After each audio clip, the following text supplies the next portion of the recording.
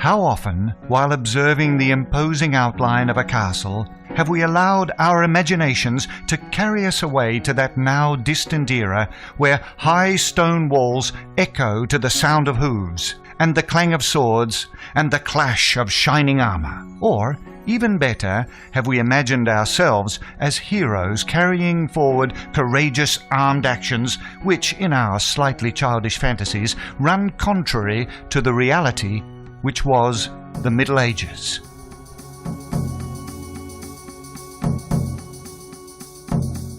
Today, as evidence of the life and memories of a culture which is so close and yet so closed in secrecy, perhaps there remain only the cold stones of a castle which is now in ruins.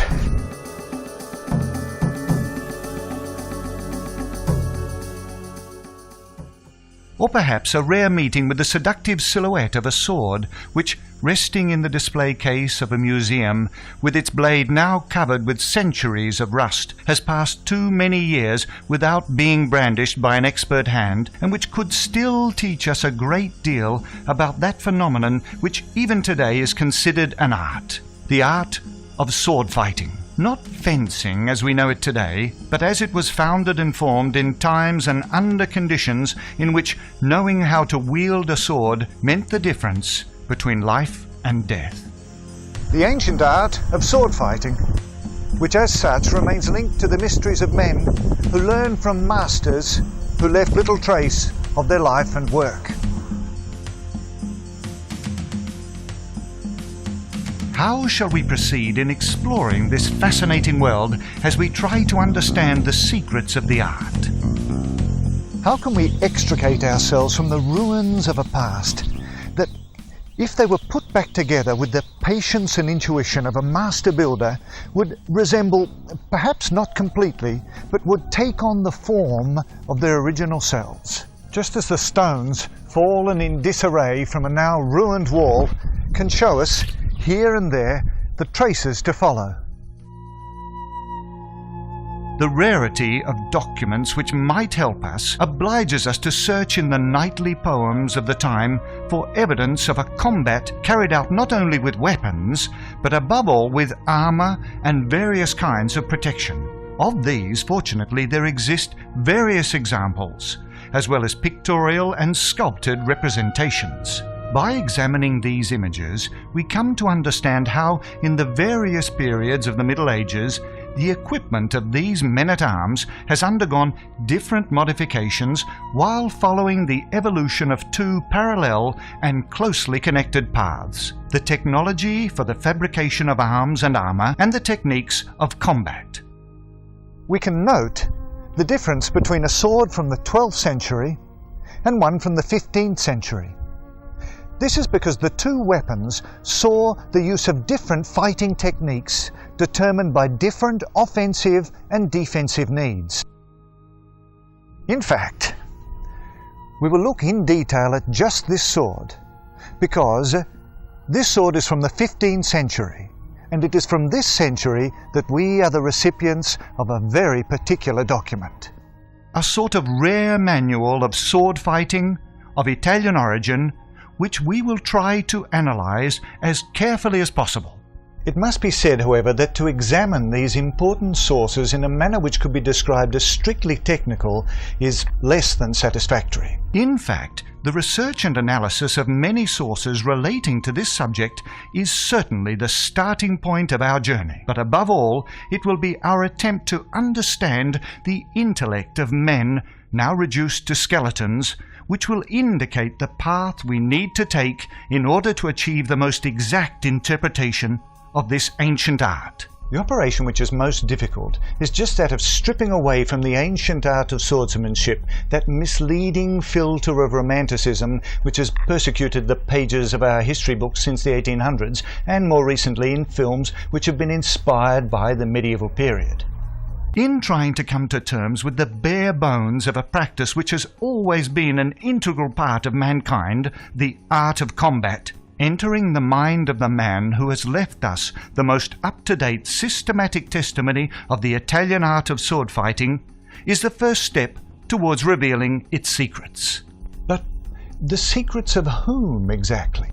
Fiore, that is, Maestro Fiore Dei Liberi, the author of a manual of sword fighting dating from 1410 entitled Flos Duellatorum, in armis, sine armis, equester, pedester, a manual of combat techniques, armed and unarmed, mounted and on foot. In this occasion we will examine the part regarding just this type of sword. A single-handed sword known as stocco, notable for its characteristic triangular blade and rhombic cross-section. It also has an extremely flat and long hilt and handguard.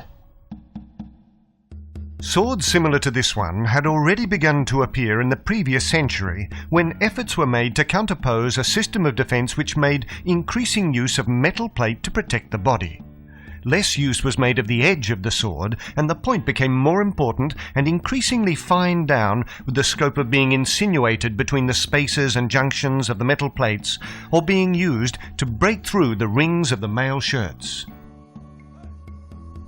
This particular sword, with its fine down point, counterbalanced by the massive pommel, means that the balance of the sword is very close to the hilt.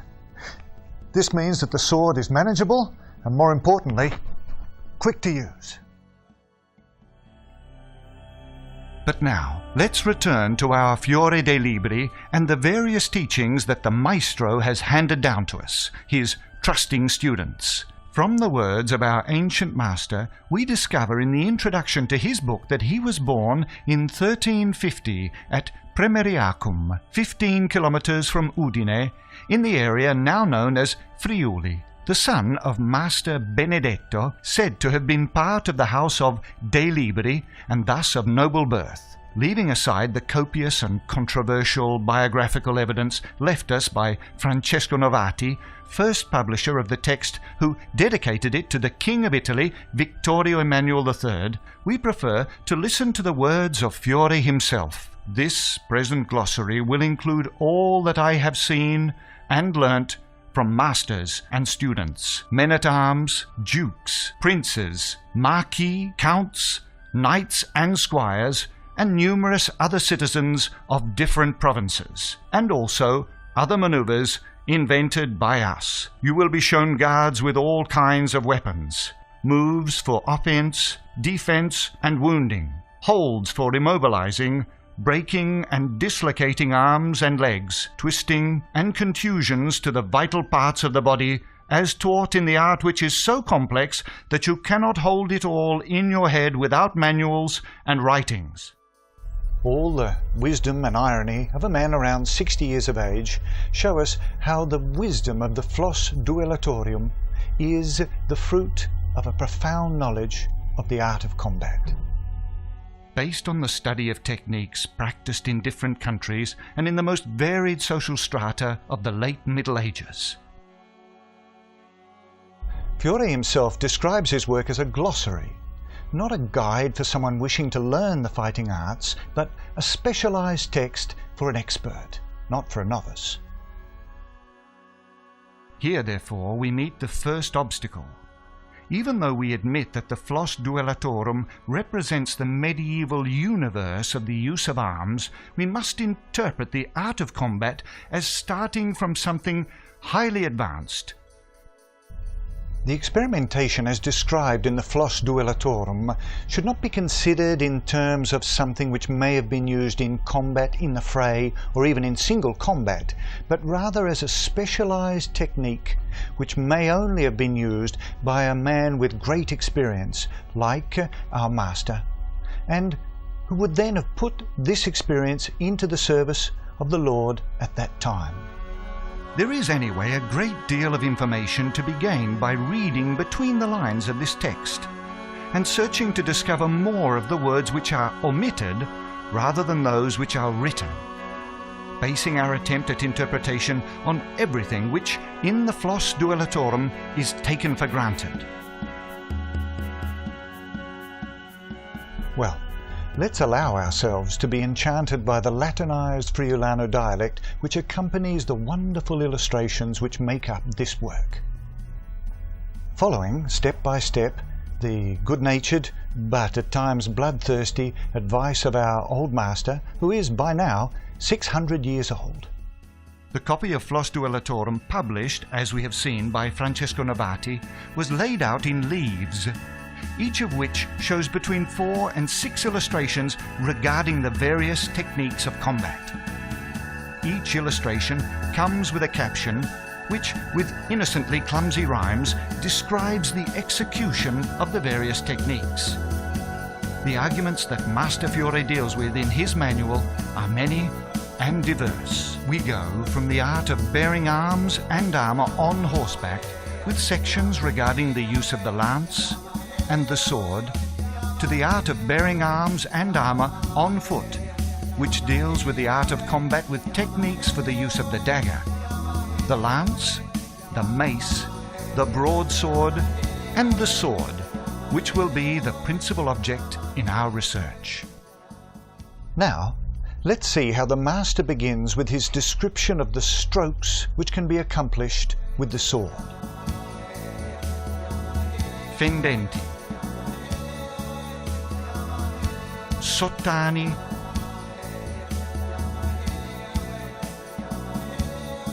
mezzani, and punte, downward blows, uppercuts, crosscuts, and thrusts. Observing the illustrations which describe each single blow, we can see that when combined they remind us of what Fiore defines as the sign of the sword.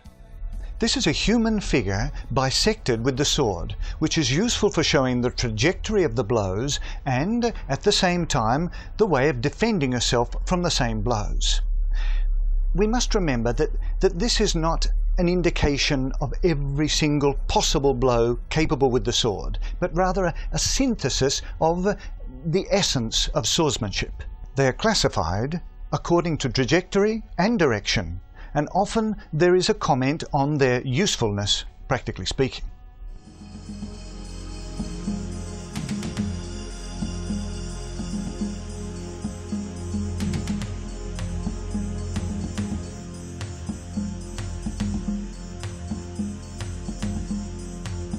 Unfortunately, we cannot know exactly what the environment of a school for weapons must have been like in the late Middle Ages, but the Flos Duellatorum and other sources suggest the appearance of the students. Pointed leather shoes or heavy, soled breeches belted at the waist,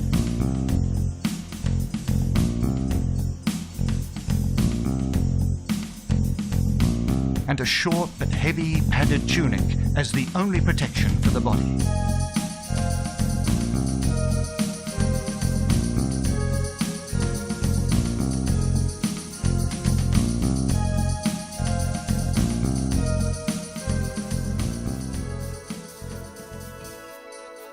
The fendenti are downward cleaving strokes aimed directly at the head of the adversary. Fiore Dei Liberi shows them as slightly transverse, dividing them into the straight and backhand blows. This doubling is consistent in all the strokes which involve ample movement of the sword, thus implying the continuous movement of the weapon in the search for an opening in the opponent's guard. By keeping the sword in continuous movement, greater inertial weight is achieved, beating a murderous rain of blows upon the opponent. The sottani, or uppercuts, are the opposite of the fendenti, following the same trajectory but from below, striking upwards. Straight uppercut,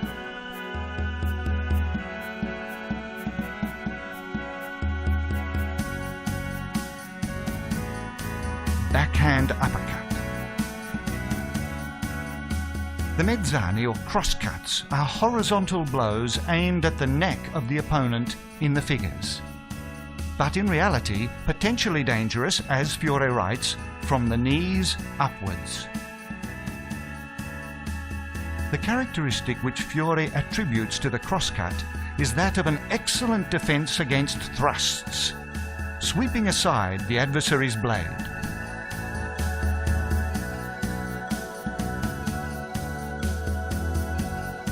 The thrusts are described as being more poisonous than those of a serpent, and they are certainly the most murderous of blows.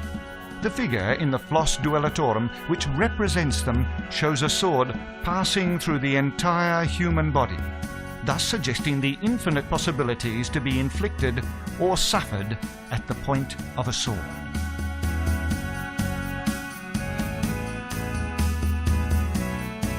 On more than one occasion, in the description of the blows, Fiore underlines just how, by linking one blow to another, you can ensure victory. Let's not forget that Fiore Dei Liberi knew the ways of combat very well. It is therefore important to seize on this point, in that it never describes a single blow as decisive, whereas a sequence of strokes with the sword in continuous movement could well prove mortal.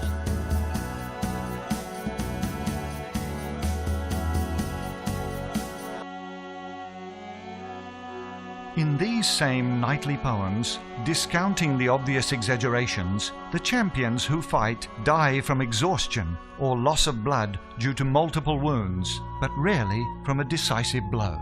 The swordplay of the Flos is therefore dynamic, fast, and highly technical. In contrast with the use of the two-handed sword, Fiore describes just one guard in the use of the sword with one hand. The maestro, recognizable from his crown, outlined in gold on the original pages, shows the students ready to attack him, a position of apparent waiting, weight evenly well balanced on his legs, and with the sword held as if it were still at rest in the scabbard. This position serves to neutralize any blow, thrust, and even the throwing of the adversary's sword.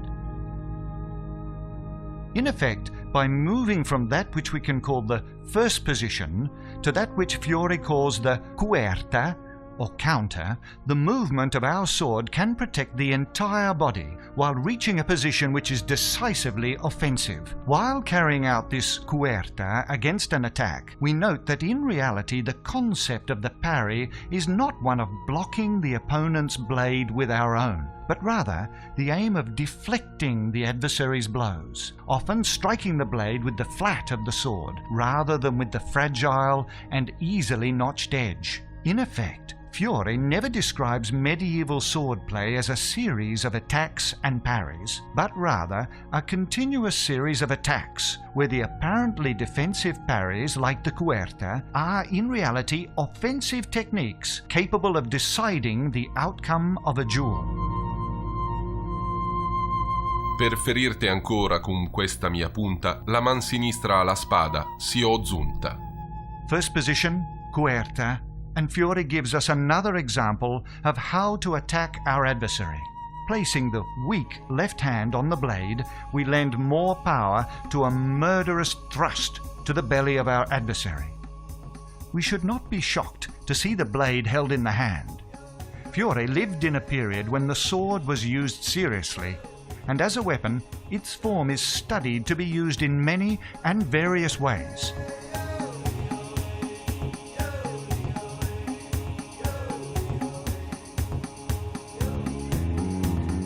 Per la mane ch'io posta sotto tuo elzo, si tua spada non ua in terra di me guerzo.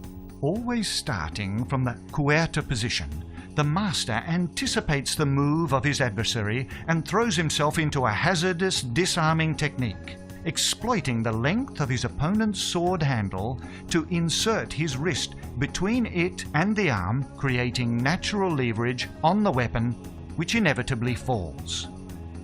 Acqui io t'ho ferido in la tua testa, per la cuerta ch'io fata così presta.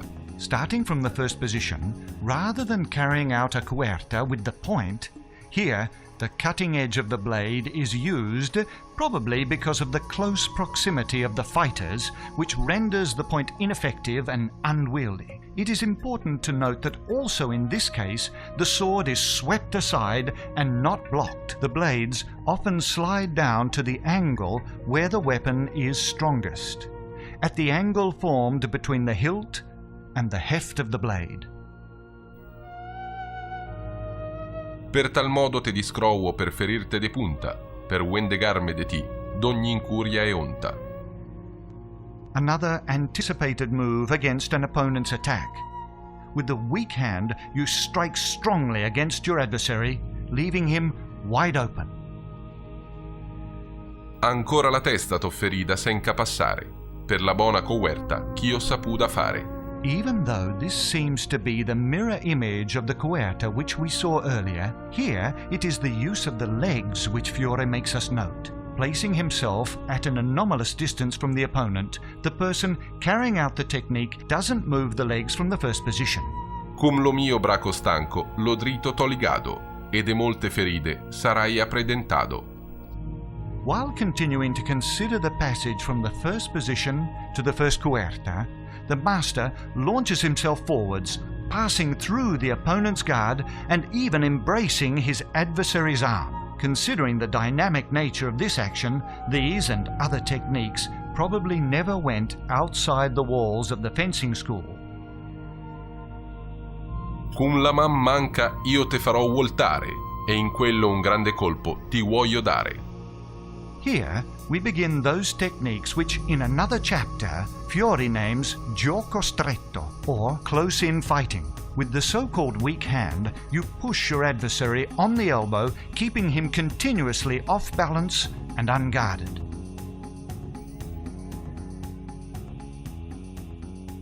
Per la volta che per tuo cubito t'ho data, meca la gola te cerco aver tagliata.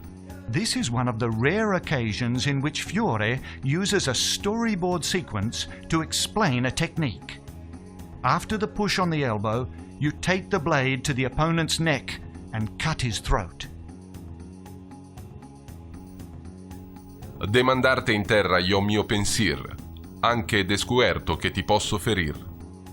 After a parry, you move the legs and the left arm at the same time to unbalance your opponent, forcing him to the ground.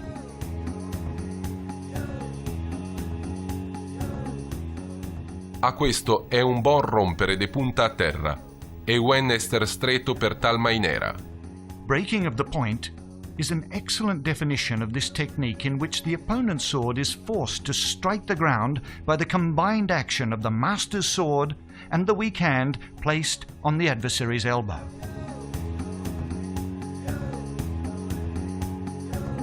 O la tua spada è piegata o vero che rota, e cum la mia te posso ferir de sopra e de sota. Similar to the previous technique, we exploit the breaking of the point by treading down onto the blade. As Fiore writes, in this way, the blade remains bent or it breaks. With this, we are offered an important piece of information regarding the fragility of the swords of that period. The fact that the blade can be broken by stepping on it helps us to imagine just how it might be ruined in actual combat. The use of the deflection rather than the blocking parry, the favoring of the flat rather than the cutting edge, indicate how the techniques in the Flos reflect attention to the use of the sword, not just as a weapon, but also as a precious asset, fragile and valuable, which Fiore's contemporaries entrusted with their lives. Two men, a master and a student, and their respective swords. No colour, just a gold outline to distinguish the master. The Flos Duellatorum is not about symbols and colours. It is a pure text.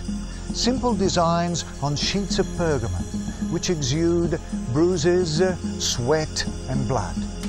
A finely pointed, sharp-edged sword ready to cut away the modern conception of the Middle Ages, with all the theatricality which clouds the memories of real lives.